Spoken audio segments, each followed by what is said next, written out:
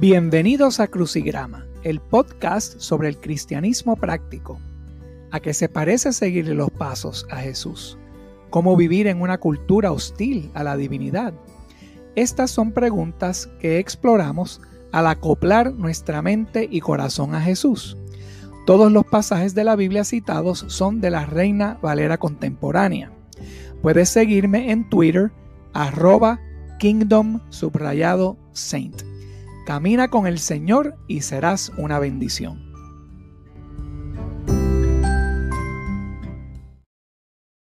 Estamos aquí en la cuarta lección de los atributos del carácter de Dios. Una lección que está basada en Éxodo 34, donde Dios describe los atributos de su carácter. Y las primeras dos lecciones, o las primeras tres, en realidad fueron como una introducción al tema. Y ahora, en este día, en esta tarde, con el favor de Dios, examinaremos ese primer atributo que se describe. Y vamos a describir lo que es una matriz. Y tal vez se pregunten por qué, pero ya mismo se va a aclarar el por qué vamos a hablar de la matriz. Y la matriz, ¿qué es la matriz? Pues siempre asociamos la matriz con algo femenino, porque después de todo, solo las mujeres son capaces de dar a luz a un ser humano. Y Dios utiliza la palabra vientre o matriz para describir el afecto tierno que tiene por nosotros. Así es como se usa esa primera palabra en hebreo que se utiliza para describir el primer atributo de Dios. Y pues la matriz, ¿qué es la matriz? Cuando pensamos sobre la matriz, pues yo creo que es un lugar muy seguro, es un lugar seguro para que el ser humano, que está en una etapa muy frágil de crecimiento, pueda crecer en ese lugar seguro. Está diseñada para protegernos, para acunarnos, mantenernos cerca de ese ser que estamos duplicando. La matriz es como un tipo de mundo, es como un mundo privado, es como un arca, es como una iglesia, como un invernadero protector de las fuerzas dañinas del exterior. Y está diseñada para crear un ambiente próspero en un sitio muy riguroso. Vemos esa primera palabra en Éxodo 34:6, cuando Dios dice a Moisés, el Señor, Dios clemente y compasivo, lento para la ira y grande en amor y fidelidad. Esa primera palabra, clemente, esa es la palabra hebrea rakum. Y esa palabra es una palabra atribuida principalmente a Dios en el Nuevo y en el Antiguo Testamento. Es un tipo de compasión que solo Dios es capaz de mostrar. Y el sustantivo, verbo y forma adjetiva de esta palabra están relacionadas con la palabra hebrea matriz, que es rekem. O sea, tenemos rakum, compasión, la misma palabra rekem, que es la matriz. Y eso representa la naturaleza nutritiva de Dios. Pensamos sobre la compasión de Dios, la clemencia de Dios, pero a la misma vez sale de esa palabra vientre o matriz. ¿Por qué? Bueno, podemos pensar que Dios muestra un afecto tierno. Él nos da a conocer lo mucho que Él nos aprecia y como que hemos salido de Él, ¿no? Como un hijo sale de la madre y la madre tiene esa compasión por su hijo, al igual nosotros salimos de Dios y Dios nos aprecia, nos calma con una emoción suave, calma nuestra mente, calma nuestro corazón. Esta es la paz de Dios ofrecida por medio de Jesús, como vamos a ver en la lección de hoy día. Y esa compasión que Dios tiene por nosotros es expresada en esa idea hebrea de la matriz, del vientre. Ese es el resplandor de Dios. La semana pasada estábamos hablando de ese resplandor cuando hablamos sobre Moisés bajando del monte Sinaí después de haber mediado con éxito en un convenio entre Jehová e Israel. Cuando él baja del monte Sinaí, su rostro estaba radiante, fue un signo visible de la gloria de Dios al pueblo de su convenio, una señal de que Dios estaba entre ellos. Ellos habían tenido muchas señales, desde las 10 plagas en Egipto, la separación del Mar Rojo, el trueno, las nubes, los rayos en el monte Sinaí, la voz de Dios que ellos escucharon. Pero este símbolo, ese rostro radiante de Moisés, eso indicaba que Dios los había favorecido, que les había mostrado esa compasión, que los atesoraba. ¿Por qué? Pues porque Moisés era apreciado y conocido por Dios y había intercedido y mediado un pacto con Israel, el pueblo de Dios. Y Pablo tiene algo que decir sobre este rostro radiante y resplandeciente de Moisés. Él habla de eso en 2 Corintios 3, versículo 12 al 18, donde dice: así que, como tenemos tal esperanza, actuamos con plena confianza. No hacemos como Moisés, quien se ponía un velo sobre el rostro para que los israelitas no vieran el fin del resplandor que se estaba extinguiendo. Sin embargo, la mente de ellos se embotó, de modo que hasta el día de hoy tienen puesto el mismo velo al leer el antiguo pacto. El velo no les ha sido quitado porque solo se quita en Cristo. Y hasta el día de hoy, siempre que leen a Moisés, un velo les cubre el corazón. Pero cada vez que alguien se vuelve al Señor, el velo es quitado. Ahora bien, el Señor es el Espíritu, y donde está el Espíritu del Señor, ahí hay libertad.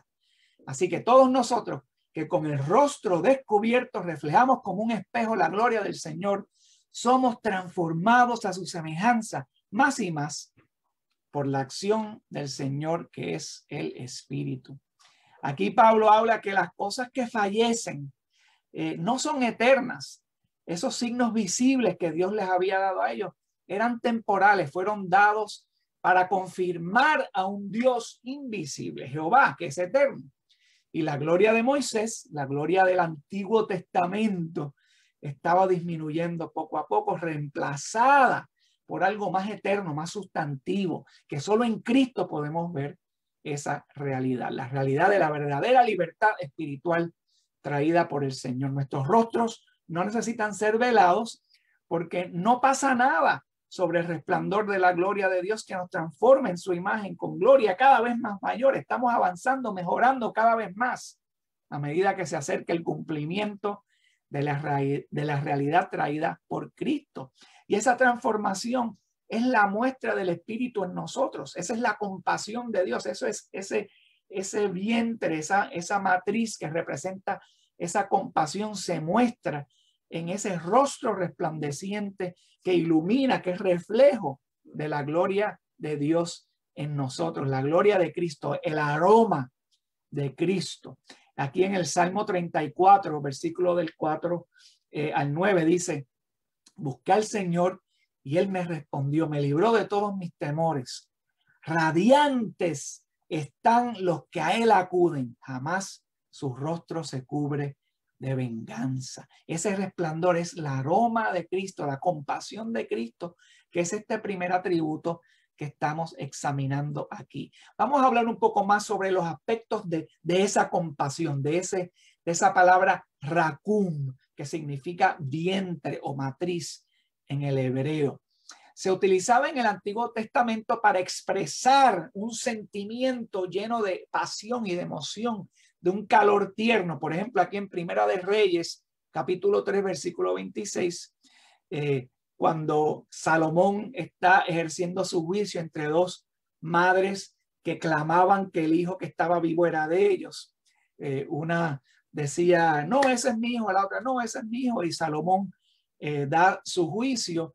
Y aquí en versículo 26 dice: la verdadera madre, angustiada por su hijo, le dijo al rey: por favor, su majestad, dele usted a ella el niño que está vivo, pero no lo mate. En cambio, la otra exclamó: ni para mí ni para ti, que lo partan, porque Salomón lo iba a partir con la espada. Entonces, esa palabra angustiada, esa es la palabra hebrea rakam, que sale de esa profunda compasión de una madre por el hijo de su vientre. La palabra utilizada aquí en el hebreo es similar a la palabra en griego que se utiliza para describir la compasión de Cristo, que también es entrañas o intestino. Sale de ese mismo lugar, no del vientre, pero en el griego es más específica a las entrañas, a los intestinos, mientras que en el hebreo es más específica al vientre, a la matriz. Una sensación de agitación profunda que viene de la fosa del abdomen. Esa es la compasión. Y cuando nosotros mostramos compasión hacia otros, estamos muy cerca de nuestra idea de lo que es la empatía, ¿no? Cuando algo te mueve, cuando sientes algo que te mueve aquí de la fosa del intestino, ¿no? Esa es la empatía. Algo te está moviendo para que hagas algo por alguien, que sientes lástima, sientes compasión, ¿no? Sientes una agitación en el interior. Y eso se contrasta con la ira, porque la ira conduce al ego, al orgullo, al engaño, mientras que la compasión nos mueve hacia la humildad, hacia la sobriedad, hacia las buenas acciones. La compasión se utiliza comúnmente para describir la respuesta de Dios cuando su pueblo le clama. Encontramos este ejemplo en el libro de Nehemías, leyendo aquí en Nehemías capítulo 9, versículo 27 al 28, donde dice: por eso los entregaste a sus enemigos y estos los oprimieron. En tiempo de angustia clamaron a ti y desde el cielo los escuchaste por tu inmensa compasión. Ahí es la palabra hebrea rakanim. Les enviaste salvadores para que los liberaran de sus enemigos, pero en cuanto eran liberados, volvían a hacer lo que te ofende. Tú los entregabas a sus enemigos y ellos lo dominaban. De nuevo, clamaban a ti, desde el cielo los escuchabas. Por tu inmensa compasión, palabra hebrea rakanim, muchas veces los libraste. Aquí Nehemías claramente describe la compasión, ese movimiento de Dios profundo, esa pasión profunda de Dios. Israel es representado aquí como constantemente dándole la espalda a Dios, pero Dios continuamente tiene compasión por ellos cuando le claman. La calidad moral del pueblo no parece importar. Dios siempre escucha, siempre es movido por la compasión que siente por aquellos que le claman. Y esta es una característica increíble de Dios, de la que podemos siempre depender, conociendo su disposición cuando le clamamos. No importa cuál sea nuestro carácter moral, si reconocemos que Dios es compasivo y le clamamos a Él, podemos depender de esta cualidad de Dios para que Él nos escuche. En Isaías vemos una representación de Dios como una madre lactante. Israel acusa a Dios de olvidarlos y abandonarlos, pero Dios responde con una imagen de compasión. Aquí en Isaías 49:15, donde dice: ¿puede una madre olvidar a su niño de pecho y dejar de amar? Esa es la palabra, esa frase, dejar de amar, es el hebreo rakanim, tener compasión. ¿Puede una madre tener compasión o dejar de tener compasión al hijo que ha dado a luz? Aun cuando ella lo olvidara, yo no te olvidaré. Fíjate cómo Dios, el Dios del universo, en respuesta a la rebelión de su pueblo, se describe a sí mismo con la profunda emoción de una madre lactante, de una madre hacia su hijo. Eso es la compasión de Dios. Tanto el hombre como la mujer reflejan la imagen y la semejanza de Dios, por lo que no debemos sorprendernos cuando estas representaciones femeninas se utilizan para describir el carácter de Dios. Fíjense en esta otra poderosa imagen que Dios usa de un padre con un niño vulnerable, aquí en Jeremías capítulo 31, versículo 20, donde dice: ¿acaso no es Efraín mi hijo amado? ¿Acaso no es mi niño preferido? Cada vez que lo reprendo, vuelvo a acordarme de él. Por él mi corazón se conmueve. Por él siento mucha compasión. La palabra hebrea, rakanim. Y aquí también otra imagen que lo utiliza en los Salmos. Salmo 103, versículos 13 y 14, donde dice: tan compasivo es el Señor con los que le temen, como lo es un padre con sus hijos. Él conoce nuestra condición, sabe que somos de barro. Y estos versículos pues muestran ese carácter de Dios, ese atributo de la compasión de Dios, así como la naturaleza vulnerable de la humanidad, que somos barro, somos nada. Dios se compadece de nosotros. En todos estos ejemplos, la compasión se expresa hacia el que es vulnerable. La compasión se expresa hacia aquel que está soportando una dificultad, que está en una posición vulnerable, y la compasión está saliendo de una posición favorable. Cuando recordamos que cada persona comparte las mismas vulnerabilidades, eso nos ayuda a tener compasión el uno por el otro, porque todos somos barro, todos somos seres humanos y todos tenemos, se nos tiene compasión. Dios nos mira con mucha compasión. La compasión, claro, no es solo un sentimiento, no es algo que solo sentimos, pero nos lleva, lo más importante de la compasión es que nos lleva a hacer algo. Ese es el propósito de la compasión. A menudo esta palabra se utiliza en la Biblia paralela al perdón, a la liberación. Siempre que se menciona la compasión de Dios, también se menciona el perdón, porque Dios es movido para perdonarnos. Dios es movido para liberarnos, para hacer algo por nosotros. O sea, la compasión de Dios no se estanca. La compasión de Dios lo lleva a hacer algo por su pueblo, mayormente perdonarnos y liberarnos, salvarnos. En Salmo 51, versículo 1, cuando David dice: ten compasión de mí, oh Dios, conforme a tu gran amor, conforme a tu inmensa bondad. Ahí está haciendo claro ese atributo de la compasión de Dios. Dice: borra mis transgresiones. Y esta es una sincera súplica de perdón.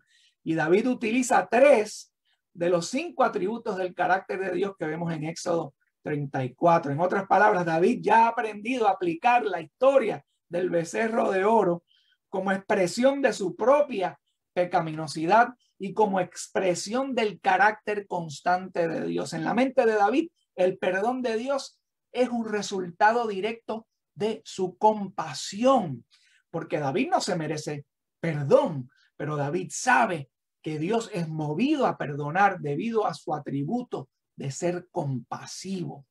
Isaías representa lo mismo. Isaías nos dice en el capítulo 55, versículos 6 y 7, dice: busquen al Señor mientras se deje encontrar, llámenlo mientras esté cercano, que abandone el malvado su camino y el perverso sus pensamientos, que se vuelva el Señor, a nuestro Dios, que es generoso para perdonar, que de él recibirá misericordia. Y esa es la palabra misericordia del hebreo rakam, que es la compasión de Dios.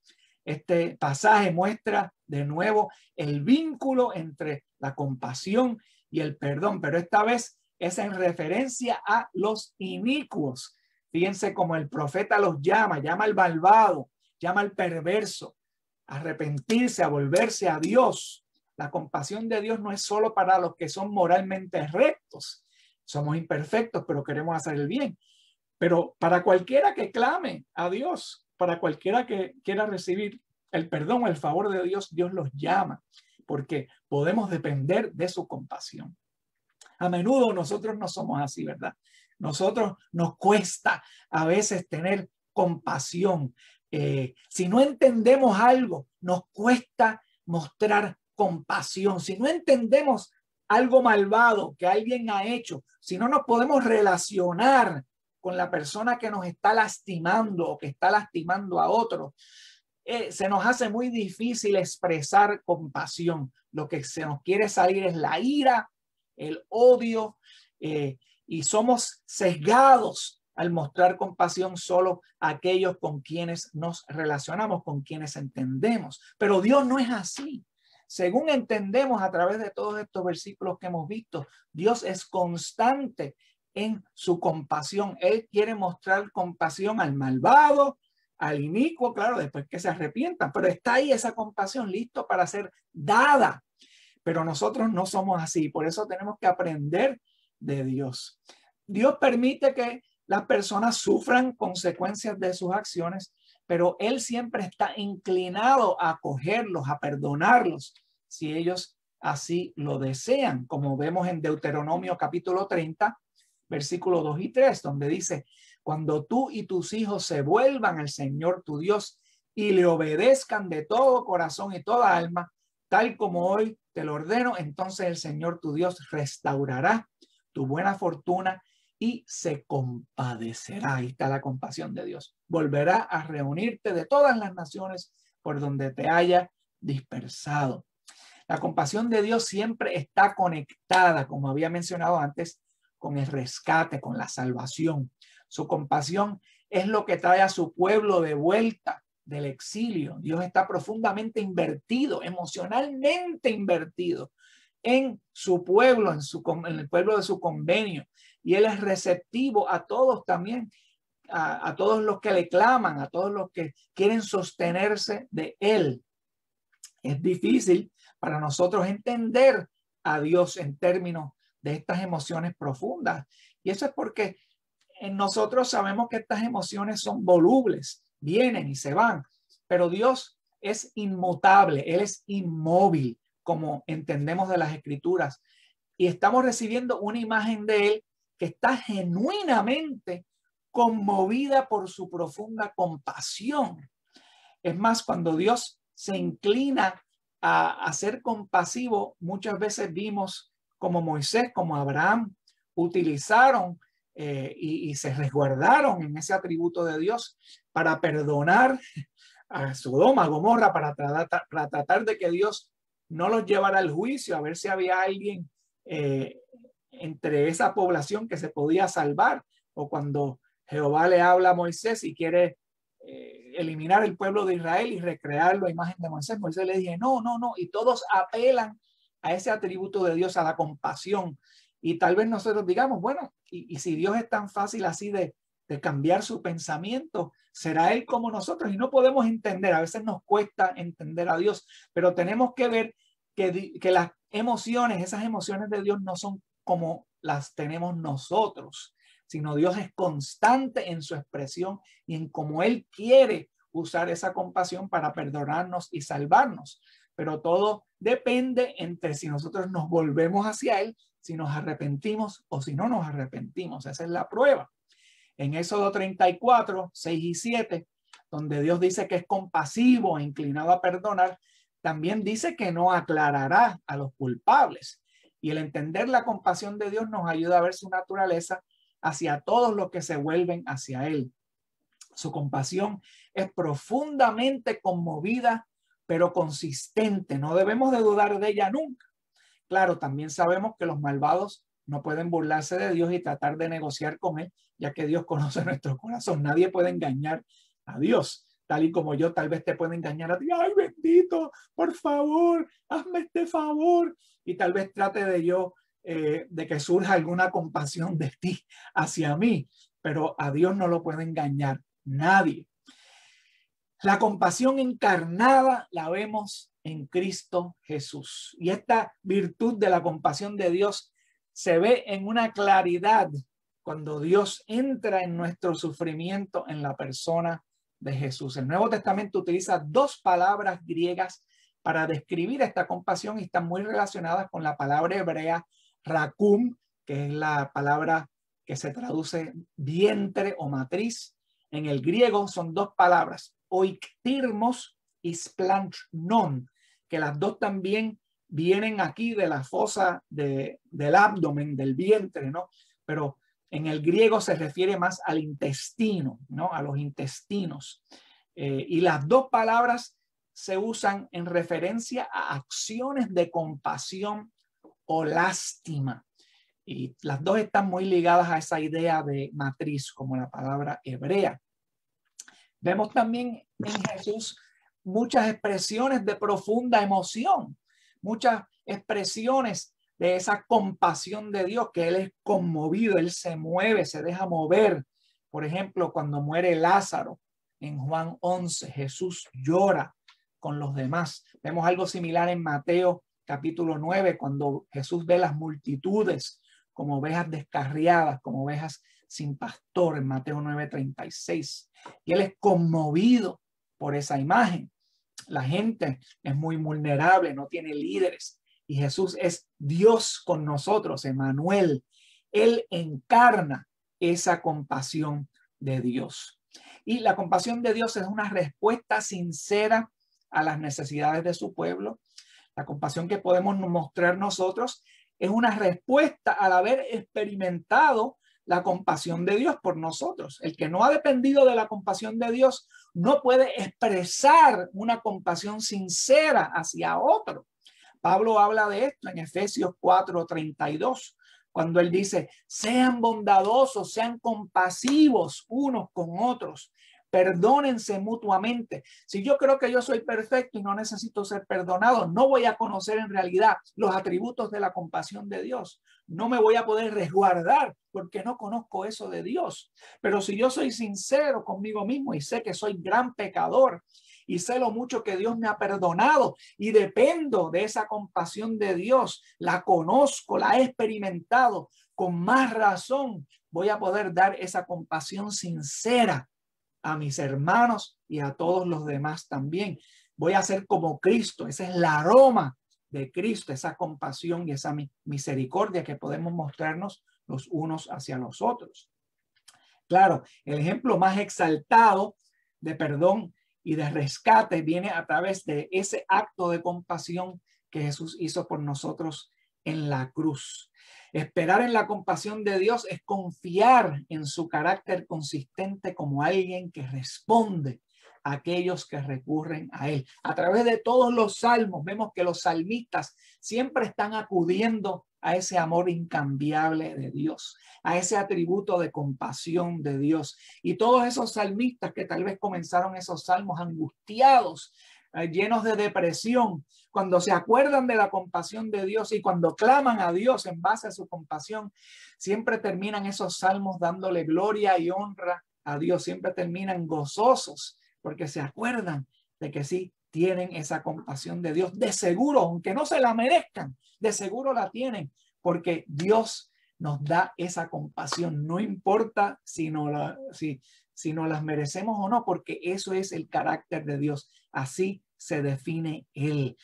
Y por lo tanto nosotros como sus hijos, hechos a su imagen, criados a su imagen, debemos nosotros entonces tener esa empatía, practicarla los unos con los demás, ver a las personas que no conocen de Dios, que están necesitadas, y dejar que esa compasión nos lleve a la acción.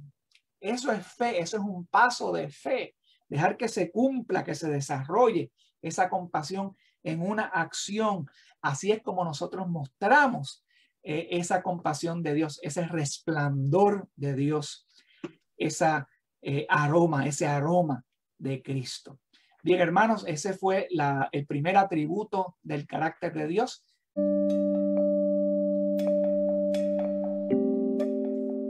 Espero que el Señor te haya dado una idea de cómo acoplarte a Jesús con el mensaje de hoy. Siempre aprecio tus comentarios. Puedes enviarme tus pensamientos, reflexiones y comentarios directamente a través de la aplicación Anchor. También puedes conectarte conmigo a través de Twitter, @Kingdom_Saint. Camina con el Señor y serás una bendición.